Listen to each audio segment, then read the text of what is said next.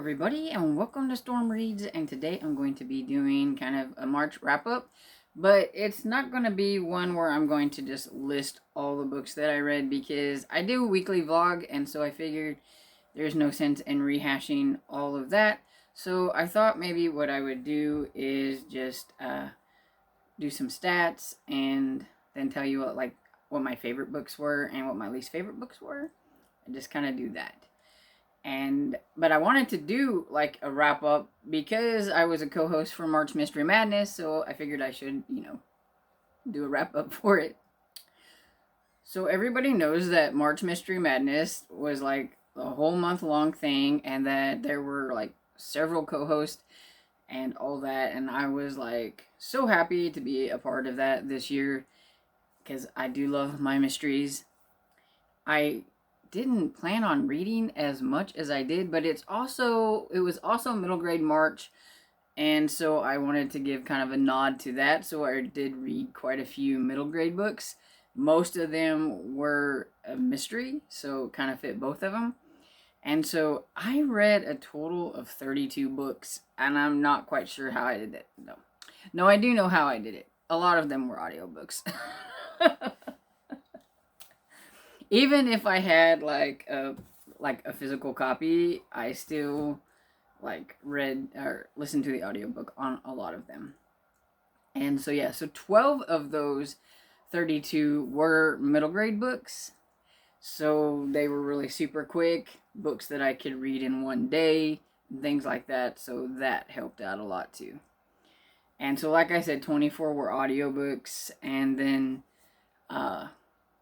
I had a few ebooks, and then actually some of the audio books, even though I had most of them were physical, there were a couple that were just straight up audiobooks. But yeah, like I said, most of them were audiobooks. And I had 27 books that were mysteries, and that does include middle grade. And I had one graphic novel, one contemporary, and then 3 children's horror books. They were the little eerie elementary books that I read.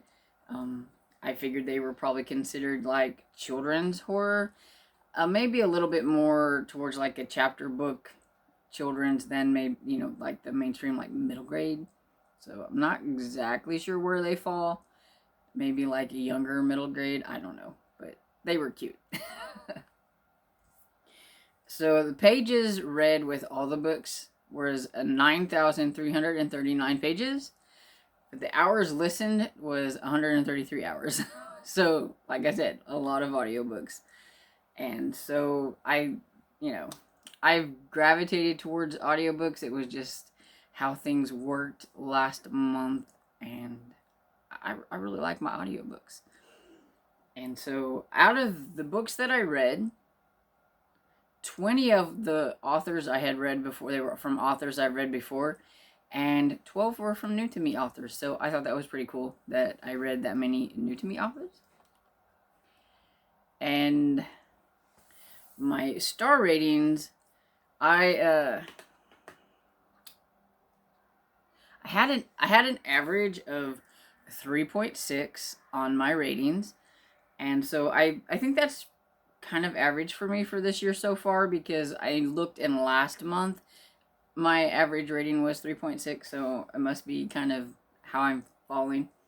I had 1 5-star read, 1 4.5-star read, 16 4 stars, 5 3.5 stars, 7 3 stars, 2 2.5 stars, and that was my lowest ones, the 2 2.5 stars.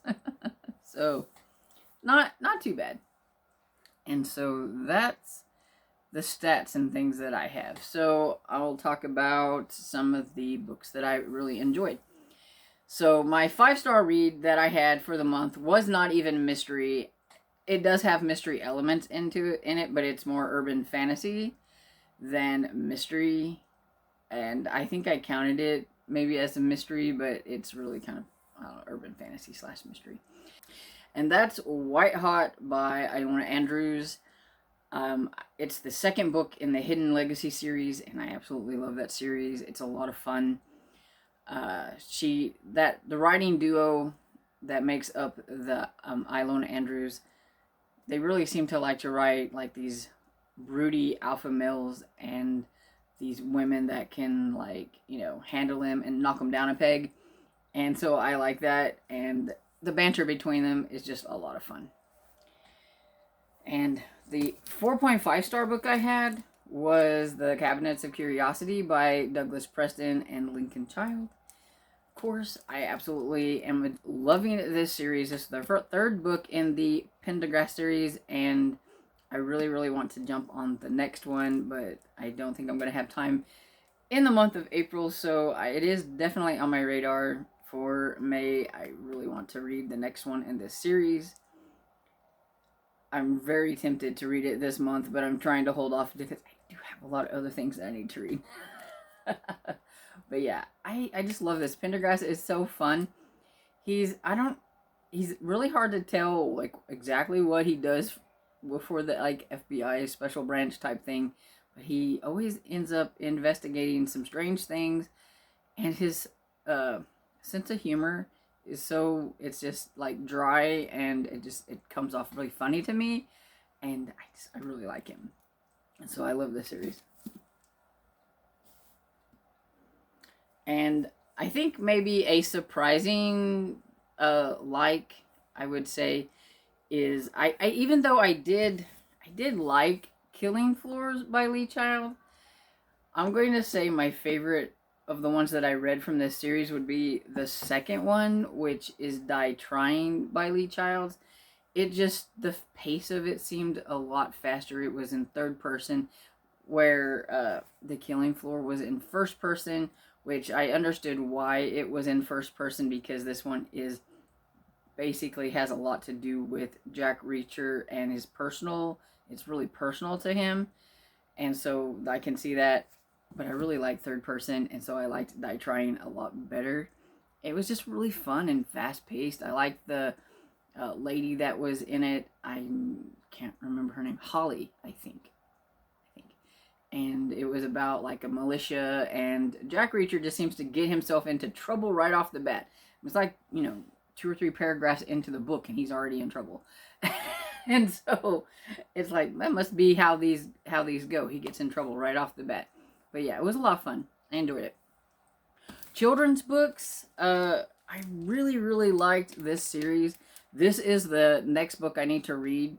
I had to take the other books back to the library, but I read Escape to Mr. Limoncello's Library, Mr. Limoncello's Library Olympics, and Mr. Limoncello's Great Library Race.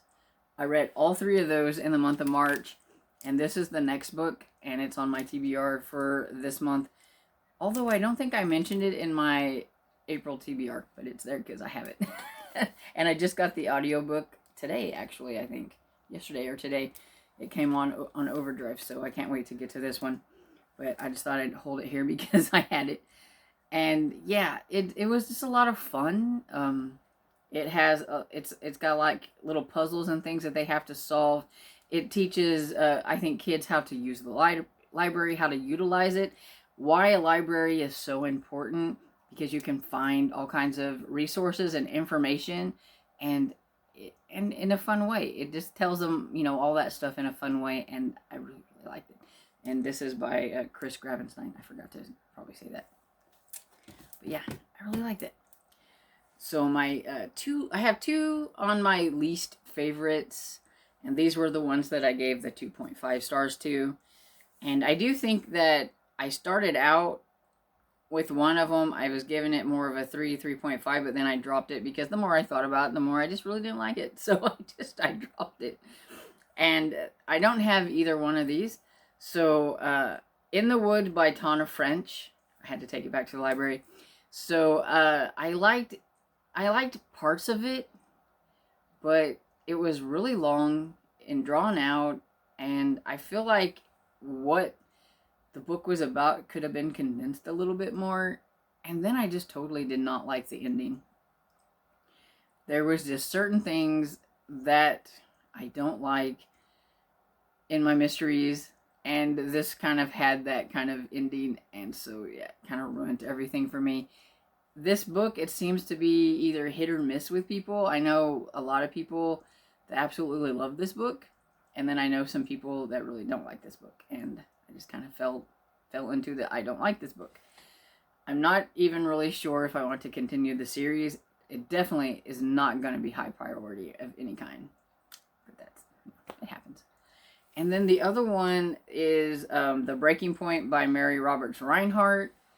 It was really just slow and boring, and I felt kind of like it was like a slow burn psychological thriller, and it wasn't a whodunit like everybody was expecting it to be, which I think was, you know, the big problem with this book overall is everybody in like the group thought it was going to be one of her whodunits, and it wasn't.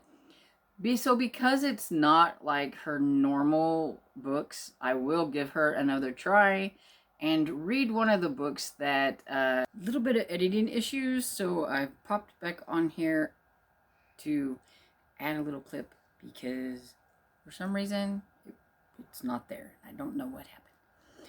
Anyway, I was saying about The Breaking Point that with Mary Roberts Reinhardt, I will try one of her whodunits to see if I like it more, because I feel like I should at least give the author another try, since that really wasn't one of her whodunits that she's really known for. So a disappointing book that I think I have is Rules of Prey by John Sanford. I really went into this with kind of high expectations. I thought I was going to really enjoy it. And it is definitely a product of its time from the 80s, and I really didn't like Lucas Davenport, and so kind of bummed me out that I didn't care for the character as much as I was hoping. I am going to continue on with the series because I have heard that he gets better, and so I am curious to see when that happens, because as of right now, I don't like him. But we'll give it a try and see what happens. And so yeah, that is the extent of this wrap-up. I give you my stats and my favorites and my least favorites, and so I hope you found this video at least a little bit enjoyable. And if you've read any of these books that I've mentioned, comment down below and feel free to let me know what your favorite books of March was. And sorry this is getting up a little bit late, but like I've been talking about, I'm having editing issues. And so I hope you enjoyed this video, and if you did, please give it a thumbs up and subscribe, and I will see you all in the next video. Bye.